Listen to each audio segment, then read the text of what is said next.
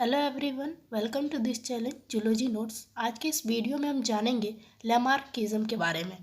इनकी स्टोरी क्या है, मतलब टोटल अगर आप लैमार्किज्म है, ये एक व्यक्ति है, ये एक साइंटिस्ट है लैमार्क, बस इन्हीं के बारे में पढ़ना है। तो क्या है लैमार्किज्म? ये टॉपिक ज़्यादातर एग्जाम में लॉन्ग में पूछा जाता है। अगर ये शॉर्ट में आए तो बस इसका इंट्रोडक्शन लिख दीजिएगा, हो जाएगा। तो सबसे पहले जानते हैं इसका इंट्रोडक्शन।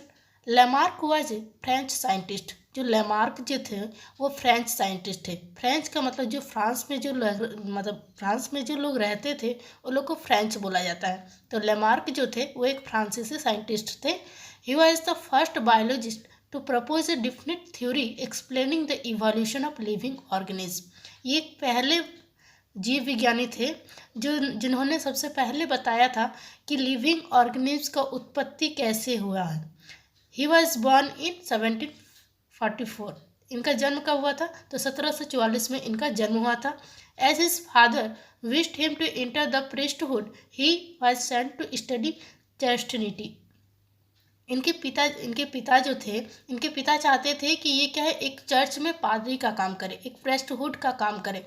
इसलिए ये कहाँ गए? तो चर्च का कोर्स करने के लिए ये बाहर पढ़ाई करने के लिए गए। As soon as his father died his discontinue his course. लेकिन अचानक से इनके पिता की मृत्यु होने के बाद इन्होंने इस कोर्स को अधूरे छोड़कर ये वापस आ गए। Then he jointed French army. फिर इन्होंने फ्रेंच आर्मी ज्वाइन की, फ्रांस में आर्मी ज्वाइन की। कम से कम ये 17 साल की उम्र में इन्होंने फ्रेंच आर्मी ज्वाइन की।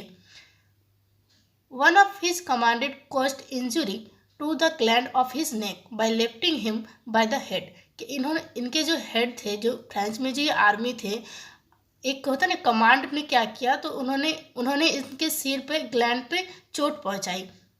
एक होता नहीं, ट्रेनिंग के दौरान इनको चोट पहुंचाई। This made him unfit for military life.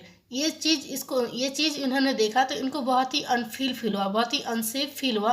तो इन्होंने मिलिट्री सर्विस से इन्होंने रिजाइन दे दिया, मिलिट्री सर्विस इनको छोड़ दिए। लेमार्क ने तब क्या किया? मिलिट्री सर्विस छोड़ दी। Then he study medicine in Paris. इसके बाद उन्होंने अब उसके बाद वो कहाँ गए? तो पेरिस चल गए मेडिसिन की पढ़ाई के लिए। He could not complete medical career. लेकिन उन्होंने मेडिकल करियर को भी पूरा नहीं किया। As the age of 50 he become a professor of invertebrate zoology. ये 50 साल की उम्र में एक प्रोफेसर बन गए इन्वर्टिब्रेट जूलॉजी के। और इन्होंने ही सबसे पहले वर्ड इन्वर्टिब्रेट कहा था। इन्वर्टिब्रेट का मतलब होता है कि वैसा एनिमल जिसमें बैकबोन नहीं होता है, या फिर बोल सकते हैं वैसा एनिमल जिसमें रीढ़ की हड्डी नहीं होती है। इनका हिस्ट्री क्या है? तो Lamarck had a struggling life through out. He had against poverty. ये बहुत ही गरीब थे। इनका लाइफ बहुत ही ज़्यादा स्ट्रगल था, बहुत ही ज़्यादा संघर्ष से भरा हुआ था। In his last days to become blind for 10 years and he died in miserable condition in 1829। ये लास्ट के 10 साल में ये देख नहीं पाते थे और इनकी मृत्यु हो गई 1829 में। Lamarck published many books. The book Philosophy Zoology published in 1809। कभी कभार प्रोनाउंसिएशन गलत हो जाता है, उसके लिए सॉरी, लेकिन मिस्टेक राइटिंग स्पेलिंग में नहीं है। लेमार्क जो थे उन्होंने बहुत सारे बुक का पब्लिकेशन किया था, बहुत सारे बुक जो मतलब दिए थे, लेकिन उनमें से एक बुक था द बुक फिलोसफी जूलॉजी की। कब पब्लिश्ड हुआ था? तो 1809 में पब्लिश्ड हुआ था। ये बुक आपका जो है फिलोसफी जूलॉजी की, ये आपका MCQ क्वेश्चन में पूछा जा सकता है कि कौन सा बुक उन्होंने बहुत ही फेमस बुक है ये। और ये कब पब्लिश्ड हुआ था? तो 1809 में पब्लिश्ड हुआ था। Give the evolutionary ideas of Lamarck. इस बुक में क्या था? तो इन्होंने मतलब तो ना जो उत्पत्ति जो हुआ है, लेमार्क के आइडिया था कि किस तरह से इवोल्यूशन हुआ है। It is evolution theory is popularly known as Lamarckism. ये बुक क्या था? तो सबसे ज़्यादा इवोल्यूशनरी थ्योरी इसमें बताया गया था, इसीलिए इस बुक को लेमार्किज्म या फिर इनहेरिटेंस ऑफ एक्वायर्ड कैरेक्टर, किस तरह से एक्वायर्ड कैरेक्टर का इनहेरिटेंस हुआ है वो सब बताया गया है। साइलेंट फीचर्स ऑफ लेमार्किज्म के क्या क्या फीचर्स थे, उन्होंने जो जो बताया था तो उनके क्या क्या फीचर्स थे उनके थ्योरी के। Lamarckism has the following salient features. The environment does not remain constant, it changes. Lamarck जो फ्रेंच साइंटिस्ट थे, उन्होंने कहा कि इन्वायरमेंट जो है वो कांस्टेंट नहीं है, वो बदलते रहता है। The changes in the environment influence the plant directly and in animal indirectly. बोल रहे कि इन्वायरमेंट में जो चेंज होता है वो डायरेक्टली वो क्या करता है, वो प्लांट को इफेक्ट करता है, लेकिन एनिमल को वो इनडायरेक्टली इफेक्ट करता है। The living organism change in course of time to become more complex. जो लिविंग ऑर्गेनिज्म जो होते हैं वो टाइम के साथ साथ वो और भी ज़्यादा कॉम्प्लेक्स होते जाते हैं। The changes in the environment provide new needs for the organism. जो होता है ना इन्वायरमेंट में, क्या होता है, इन्वायरमेंट में जैसे ही चेंजेस होते हैं, इंसान ऑर्गेनिज्म की ज़रूरतें जो होती है वो बदलती रहती है, या फिर बोल सकते हैं इंसान की ज़रूरतें जो होती है इन्वायरमेंट के साथ साथ बहुत ज़्यादा बढ़ती जाती है। Principle of लेमार्किस। लेमार्किस के क्या क्या सिद्धांत थे? Lamarckism consist of 4 principle. They are as follow. Lamarck जो फ्रेंच साइंटिस्ट थे उन्होंने 4 सिद्धांत दिए। क्या क्या? तो internal urge of organism, second environment and new needs, third use and disuse theory, and fourth inheritance of acquired character. इन्होंने 4 theory दिए। फर्स्ट इंटरनल अर्ज क्या होता है? तो इंटरनल अर्ज सिद्धांत में इन्होंने कहा कि animal and plant have the ability to grow and increase in size to attain the maximum size. इन्होंने कहा इस सिद्धांत में कि एनिमल और प्लांट जो है, जितने भी पेड़ पौधे, जितने भी जानवर जो है, उनके पास एक क्षमता है खुद को बढ़ाने का, खुद के साइज को इंक्रीज करने का, अपना मैक्सिमम लेवल तक जाने का उनके पास एक एबिलिटी है। Not only the body but also each and every part of organism inheritance in volume. इन्होंने कहा कि होता है ना कि ये ग्रो भी कर सकते हैं, ये अपने बॉडी को ग्रो भी कर सकते हैं, लेकिन क्या होता है साथ साथ ये अपने ऑर्गन को भी ग्रो कर सकते हैं। इन्होंने इस तरह का ये बोले थे। According to Lamarck, this increase in size due to the internal urge and inherited ability of the animal itself. इन अगर लेमार्किस की थ्योरी के अनुसार अगर बोला जाए तो इन्होंने कहा कि जो साइज इंक्रीज होता है वो इंटरनल अर्ज और इनहेरिटेंट एबिलिटी के कारण होता है, वो खुद के एनिमल के खुद के एबिलिटी के कारण होता है। It is due to the desire some sort of internal urge of animal that the size increases. इसमें बोला गया कि ये क्यों, तो होता है ना कि वो ज़रूरत होना चाहिए कि हाँ वो चाहिए, तो क्या होता है उस हिसाब से उसका बॉडी क्या होता है, ग्रोथ करता है। इन्वायरमेंट एंड न्यू नीड्स, उसका सेकंड प्रिंसिपल था लेमार्क का, environment and new needs. According to Lamarck, environment plays an important role in evolution for their survival. अगर लेमार्क के अगर थ्योरी के हिसाब से देखना जाए तो इन्वायरमेंट बहुत ही इम्पॉर्टेंट रोल प्ले करता है एक ऑर्गेनिज्म के इवोल्यूशन के लिए, एक ऑर्गेनिज्म के विकास के लिए। क्या होता है, उत्पत्ति के लिए बहुत ही ज़्यादा इन्वायरमेंट बहुत ही इम्पॉर्टेंट फैक्टर है। They develop adaptive character to rise comfortably in the environment. ये बहुत ही एडेप्टिव कैरेक्टर्स देते हैं जिससे क्या होता है इन्वायरमेंट में कंफर्टेबली कोई भी रह सकता है। Whenever there is a change in the environment the animal also respond to the changes. अगर इन्वायरमेंट में अगर चेंजेज आता है तो एनिमल्स भी क्या होते हैं, चेंजेज होते हैं उनके बिहेवियर में, उनके कैरेक्टर। एडेप्टिव कैरेक्टर का मतलब होता है कि अर्जित किया हुआ, जन्म लेने के बाद जो हम लोग अर्जित करते हैं, जैसे स्विमिंग हो गया, तो क्या होता है वो हम लोग जन्म लेने के बाद वो कैरेक्टर हम लोग लेते हैं, खुद सीखते हैं। तो ही वो बोला, लेमार्क ने कहा कि whenever there is a change in the environment the animal also respond to the changes। जैसे ही इन्वायरमेंट में चेंजेज होता है एनिमल्स भी खुद को उस चीज़ से मतलब मिलाते हैं, उस चीज़ को अपने ऊपर ढालते हैं। The changes in the environment bring about new needed for the animals. बोले इन्वायरमेंट में चेंजेस के कारण ही एनिमल्स को न्यू नीडेड, नया ज़रूरत का चीज़ उनको मतलब खोजते हैं वो लोग। The new need leads to the development of new structure और कैरेक्टर। नई ज़रूरतें ही उनके डेवलपमेंट, नए स्ट्रक्चर का कारण बनता है। This Lamarck strongly believe that changes in the environment bring about the development of new character. Lamarck बहुत ही स्ट्रांगली, बहुत ही बोलते हैं कि बहुत ही सही तरह से उनको लगता था कि मेरा ये सिद्धांत बहुत ही सही है। उनको ये पता था, उनको ये लगता था कि इन्वायरमेंट के हिसाब से ही उनके ऑर्गेनिज्म में, कैरेक्टर में भी डेवलपमेंट होता है। Use and disuse theory. This theory states that when an organ is put and constant use that particular organ इसमें बोला गया कि इस थ्योरी में उन्होंने कहा कि जो ऑर्गन यूज्ड होते हैं वो क्या करते हैं, एक पार्टिकुलर ऑर्गन बन के रह जाते हैं, develop well at the same time, उस टाइम ही वो रहते हैं जब उनका यूज होता है, जब उनका मतलब होता है ना कि उस ऑर्गन का जब तक यूज होता है तब तक वो ऑर्गन बहुत ही अच्छे तरह से रहते हैं। When an organ is not use for a long time it is degenerate. लेकिन ये बोल रहे हैं कि जब ऑर्गन का यूज बहुत ही लंबे टाइम तक नहीं होता है तो वो जो ऑर्गन है वो डीजनरेट हो जाता है। डीजनरेट का मतलब होता है वो हट जाता है फ्रॉम द ऑर्गेनिज्म, उस ऑर्गेनिज्म से। Lamarck quoted many example in support of his use and disuse theory. Lamarck इस प्रिंसिपल के अनुसार बहुत सारे एग्जाम्पल भी दिए कि किस तरह से यूज और डिसयूज थ्योरी इस मतलब इस पे बैठता है। इसका प्रिंसिपल जान लेते हैं कि किस तरह से लेमार्किस का क्या प्रिंसिपल है। लेमार्किस का प्रिंसिपल है कि एनवायरमेंटल चेंज होगा, अगर वातावरण में कोई चेंजेस आएगा तो नए ज़रूरती का खोज होगा, न्यू नीड्स होंगे हम लोग के। उसके बाद अगर नया नीड्स पूरा होता है तो नया स्ट्रक्चर डेवलप होगा। उसके बाद अगर यूज होता है तो यूज होने के बाद क्या होगा, तो स्ट्रक्चर डेवलप बेटर होगा। यूज होगा तो क्या होगा, उसके डेवलपमेंट का स्ट्रक्चर बहुत ही सही होगा। उसके बाद inheritance of acquired character, acquired character का एक इनहेरिटेंस होगा। उसके बाद ऑरिजिन ऑफ न्यू स्पीसीज, इससे क्या होगा, एक नए स्पीसीज का जन्म होगा।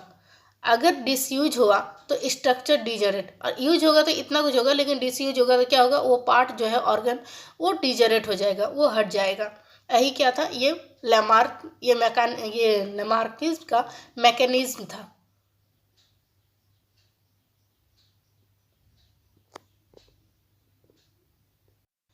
थर्ड प्रिंसिपल है inheritance of acquired character.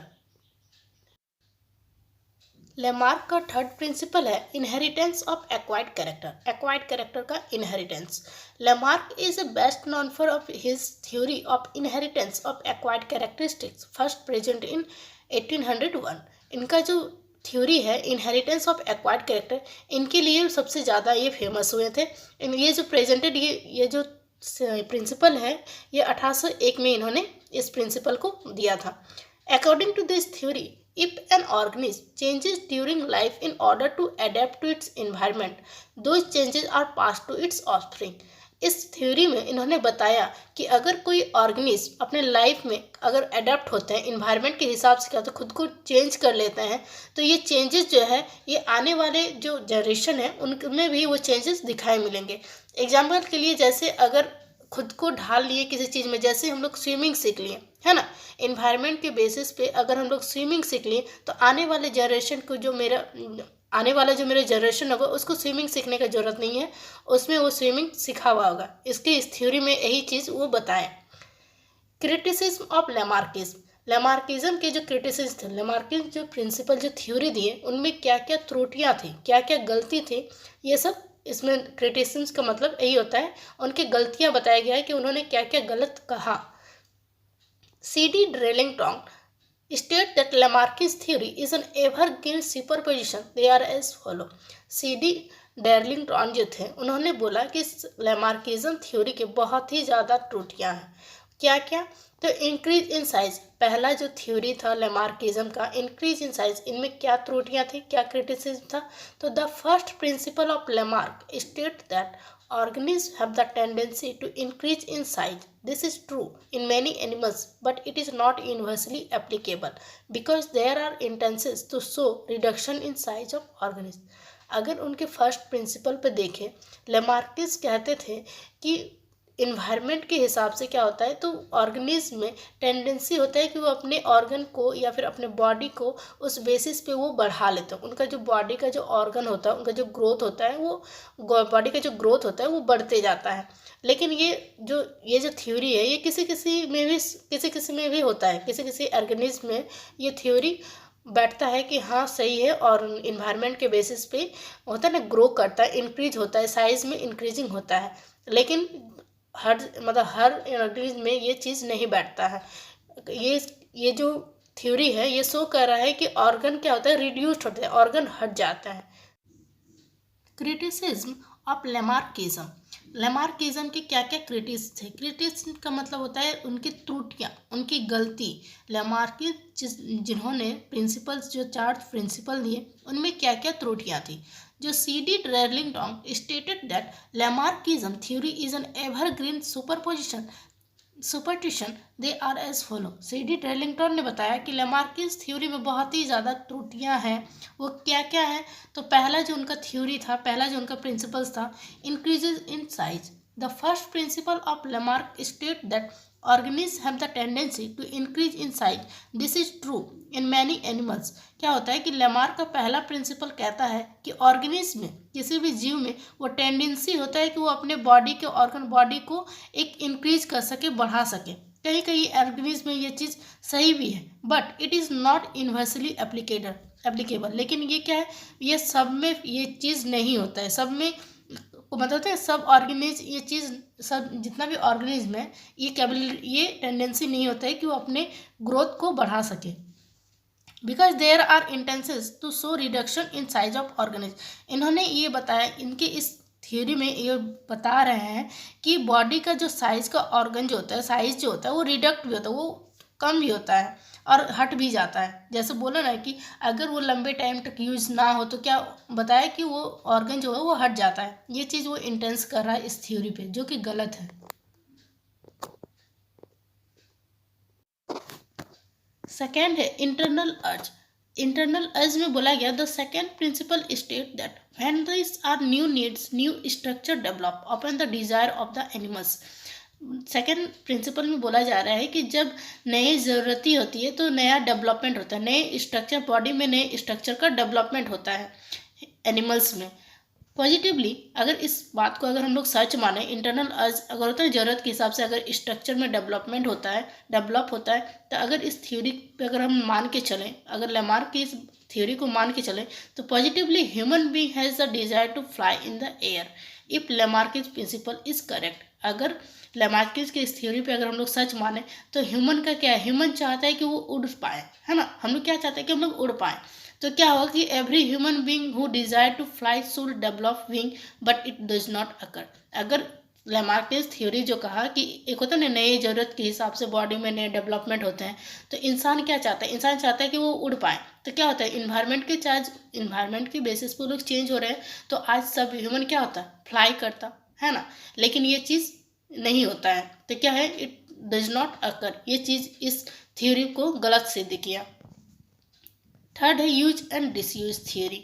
The use and disuse theory has made with strong objection. Use और डिसयूज थ्योरी का बहुत ही स्ट्रॉन्ग ऑब्जेक्शन था। साइंटिस्ट ने बहुत ही सही ऑब्जेक्शन दिया कि नहीं, ये थ्योरी जो है ये गलत है। A person who need book frequently uses his eyes more. If Lamarck use theory is correct, the size and power of eyes in such person should increase with the increasing age, but this is not happen। बोल रहा है कि क्या होता है कि एक person चाहता है कि वो बहुत सारे बुक को बहुत पढ़े, है ना, बहुत अच्छा से पढ़े, अपने एज जैसे ही एज बढ़े, जितना एज बढ़ते जाए वो जितने भी बुक है वो बहुत अच्छे से पढ़ पाए। मतलब उसका आई का जो रोशनी है, आई का जो पावर है, वो एक होता है ना कि वो हाई होते जाए, वो बढ़ते जाए, उनका साइज बढ़ते जाए, या फिर उनका पावर एक एज के हिसाब से उसका एज भी, एक उसका मतलब पावर भी बढ़े और साइज भी बढ़े। लेकिन ये चीज़ नहीं होता है ना। एक एज के बाद क्या होता है, दिखाई कम मिलता है। तो यूज और डिसयूज थ्योरी भी इस चीज़ को गलत सिद्ध कर दिया। फोर्थ है inheritance of acquired character. Acquired character का inheritance. The principle of inheritance of acquired character is also much wrong. जिस ये जो प्रिंसिपल इन्होंने दिया एक्वायर्ड कैरेक्टर के इनहेरिटेंस पे, इन्होंने ये बहुत ही गलत बताया। कैसे, तो example scars on in the scars acquired by the soldier in the battlefield are not inherited by the son. बोला जा रहा है कि जो मिलिट्री ऑफिसर्स जो होते हैं, या फिर बोल सकते हैं जो सोल्जर्स जो होते हैं, वो बैटल ग्राउंड, युद्ध के मैदान में क्या होता है, बहुत ही ज़्यादा लड़ाई झगड़ा वो सब करते हैं। उनके फेस में कितना स्कार्स होता है, उनके बॉडी में कितने चोट लगते हैं, है ना, कितना ज़्यादा दाग, या फिर बोल सकते हैं चोट की वजह से कितना ज़्यादा बॉडी में कितना कुछ चेंजेज होते हैं। लेकिन वो चेंजेस उनके बेटा में नहीं होता है। यही चीज़ उनको इनहेरिटेंस ऑफ एक्वायर्ड कैरेक्टर को ये क्रिटिसिज्म बताया, गलत बताया कि ये चीज़ भी इस थ्योरी पे नहीं बैठता है।